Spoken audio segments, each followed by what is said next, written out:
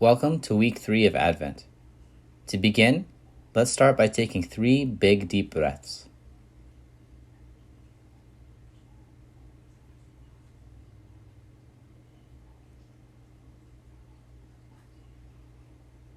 In today's meditation, we'll be meditating upon the journey to Bethlehem.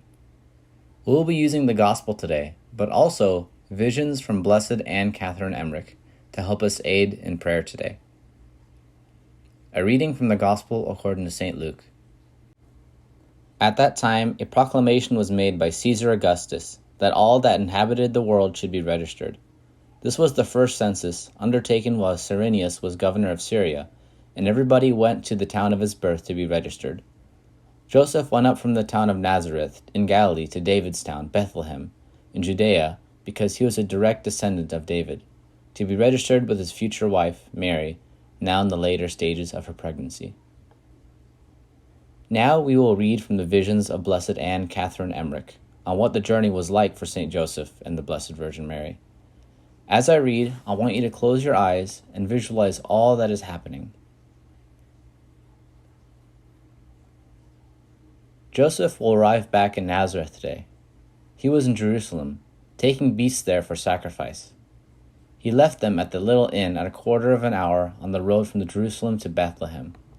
The house was kept by a devout old childless couple. It was a suitable lodging for quiet people.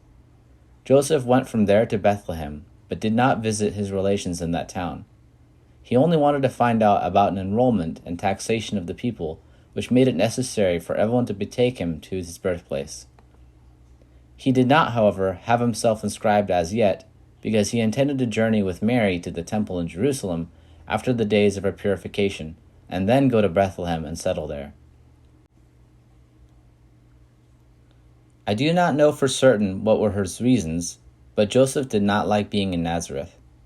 He therefore looked about him in Bethlehem and made inquiries about stones and timber, for he had it in his mind to build himself a house there.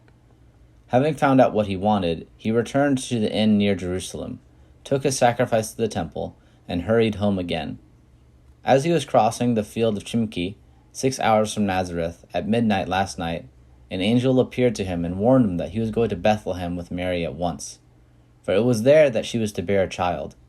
He also indicated everything that she was to take with her for her use, explaining that they were to use few and simple things, and in particular, no embroidered coverlets. Also, behind the donkey upon which Mary was to sit, he was to take with him another donkey 1 year old that had not yet been a foal. He was to let her run free and was always to follow whatever path that she took. This evening, Anna, Mary's mother, went to the Blessed Virgin to Nazareth. No doubt that they knew that Joseph was arriving, but they did not seem to know that Mary would journey to Bethlehem from Anna's house. They thought no doubt that Mary would bear her child in her own house in Nazareth, for I saw them taking there, packing in saddled bags, many of the things that she had prepared. I saw amongst them several shawls of blue materials with hoods. I think they were meant for wrapping the child in. Joseph arrived in Nazareth in the evening. Today I saw the Blessed Virgin Mary and her mother Anna in the house of Nazareth, where Joseph revealed to them what had been told them in the previous night. Therefore, they returned to Anna's house, and I saw them preparing to leave immediately. Anna was distressed. The Blessed Virgin must have known that she was to bear child in Bethlehem, but had been silent out of humility. She knew it from the writings of the prophets about the birth of the Messiah, of which she treasured in her little cupboard at Nazareth. Since she knew from those passages in the prophets that the Savior was to be born in Bethlehem, she yielded joyfully to the divine will and began the journey, which was difficult for her at that time of the year, when it is often decidedly cold in the valleys between the ranges and the hills. This evening I saw Joseph and the Blessed Virgin, accompanied by Anna, Mary Cleophas, and some manservants, starting off from Anna's house. Mary sat in the comfortable side of the saddle donkey, which also carried her baggage.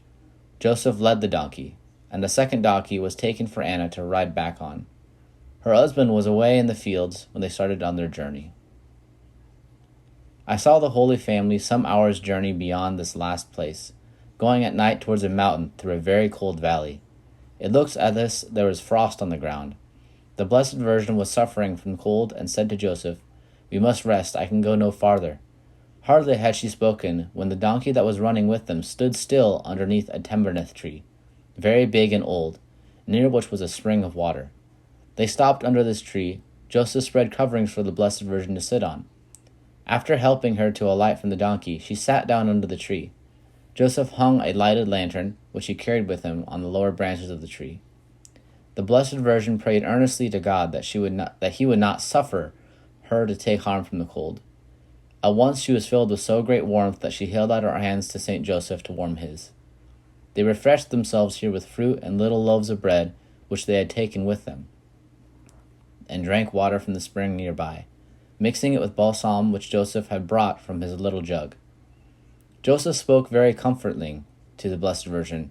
"He is so good, and I'm so sorry the journey is so difficult." When the Blessed Virgin complained of the cold, he spoke to her about the good lodging which he hoped to find for her in Bethlehem. He said he knew of a house with a very good people, where they would find a comfortable lodging at a very little cost. It was, he said, better to pay something than to be taken in for nothing. He spoke highly of Bethlehem in general, and comforted the Blessed Virgin Mary in every possible way. As we meditate upon this passage, it's important to remember that the Holy Family was also a human family. For St. Joseph, he had indulged in human hopes, wanting to provide for his wife, and as we know how the story goes, he did not find room for them at the end. You can see that Joseph cared deeply about his wife, was a hard-working man, and was willing to do anything for her. We must always remember that when Christ came into the world, he came not only as God, but also as man. And as a man, he had to suffer the things that we all commonly suffer. So in this prayer today, I want you to unite yourself to the humanity of Jesus. Ask him to help you deal with any difficulties and things you are going through, and pray in thanksgiving for all the graces he has given you as well. When you conclude the conversation with Christ, conclude with a Our Father, a Hail Mary, and Glory Be, in thanksgiving for the graces received during this meditation.